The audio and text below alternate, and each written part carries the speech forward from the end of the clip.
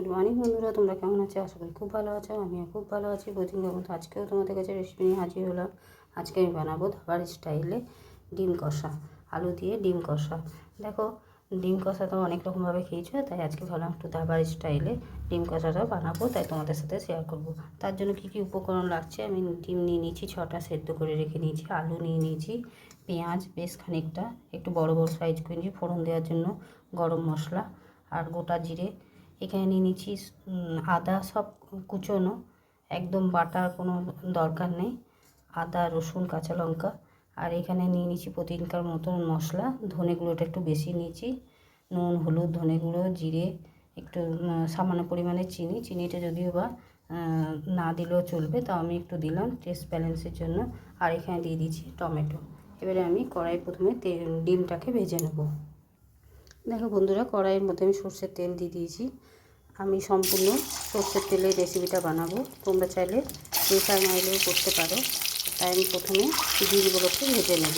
একটু নুন আর হলুদ আর একটু লঙ্কার গুঁড়ো দিয়ে মেখে দিলাম। ডিমগুলোকে আমি ভেজে তুলে নেব। দেখো বন্ধুরা, ডিমটা ভেজে তুলে নিলাম, আর ওই তেলেই আলুটাকে হালকা করে ভেজে নিলাম। তোমরা যদি ভাবো যে আলু ভাজবো না, তাহলে তোমরা পরে কাঁচা আলুটা দিয়ে রান্নাটা করে নিতে পারো। আমি একটু হালকাভাবে ভেজে নিলাম, আর ফোড়ন দিয়ে দিলাম গোটা জিরে আর গরম মশলা। এরপর দিয়ে দিচ্ছি পেঁয়াজ, বেশ খানিকটা, দুটো বড় বড় সাইজের পেঁয়াজ নিয়ে নিচ্ছি। পেঁয়াজটাকে এবারে আমি একটু ভেজে নেব।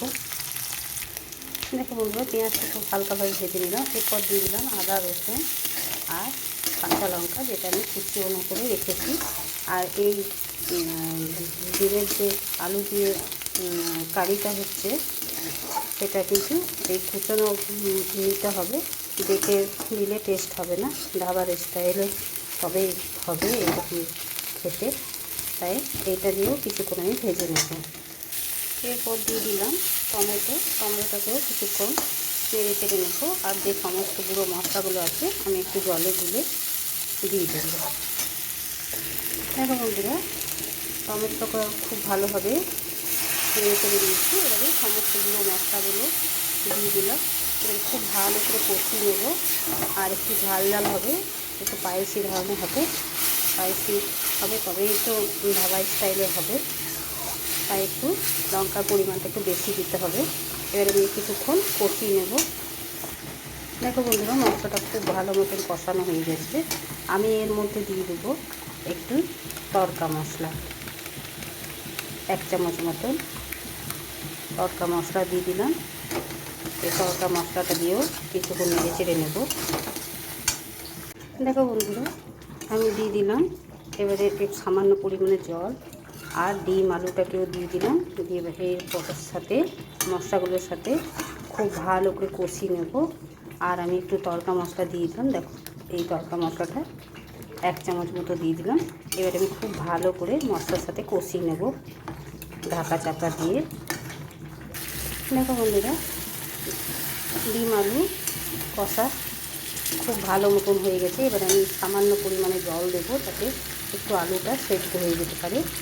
তাই খুব বেশি দেবো না, যাতে এটা আমি কষা কষা করবো, সেই কারণে সামান্য পরিমাণে জল দিয়ে একটু আমি ফুটিয়ে নেব, তারপর অফ করে দেবো গ্যাসটা।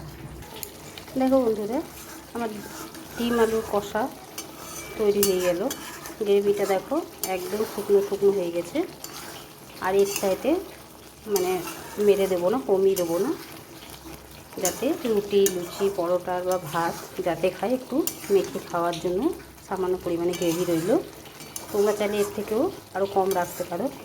তাই এবারে আমি গ্যাসটাকে অফ করে নামিয়ে নেবো। আর তোমরা একবার হলেও বাড়িতে এইভাবে বানিয়ে খেয়ে দেখবে, দারুণ লাগে খেতে। গরম গরম ভাতের সাথে বলো বা রুটিতে বা পরোটায়, এইরকম ধাবা স্টাইলে একবার অতি অবশ্যই বানিয়ে খেয়ে দেখবে। এবারে আমি গ্যাসটাকে অফ করে দিয়ে অন্য জায়গায় ঢেলে নিয়ে তোমাদের কাছে ফিরে আসছি। দেখো বন্ধুরা, আমার ডিম আলু কষা রেসিপিটা তৈরি হয়ে গেছে। তোমাদের কেমন লেগেছে অতি অবশ্যই জানাতে ভুলবে না। ভালো যদি লেগে থাকে লাইক, শেয়ার এবং চ্যানেলটিকে সাবস্ক্রাইব করে দেবে। আর পরিবার পরিজনের সাথে শেয়ার করে দেবে। আজকের মতো এতটুকুই, কালকে আবার অন্য কোনো রেসিপি নিয়ে হাজির হোক। সুস্থ থেকে ভালো থেকো, তোমরা আমার বন্ধুদের পাশে থেকো।